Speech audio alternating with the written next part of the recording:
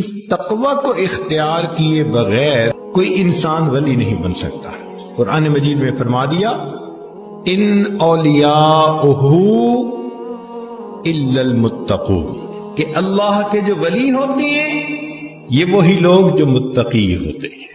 تو ہمیں اس بات کا حکم دیا گیا ہم تقوی بھری زندگی گزاریں۔ ذنون مصری رحمت اللہ علیہ سے کسی نے پوچھا حضرت تقوی کسے کہتے ہیں؟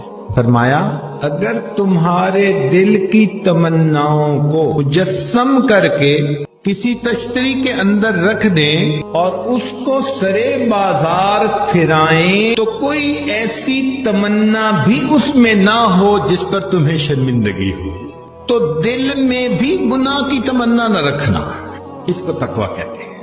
آسان لفظوں میں اگر کوئی چاہے کہ جی میں سمجھوں تقوی کسے کہتے ہیں، تو بھئی تقوی یہ ہے کہ انسان ایسی زندگی گزارے کہ قیامت کے دن اس کا گریبان پکڑنے والا کوئی نہ ہو۔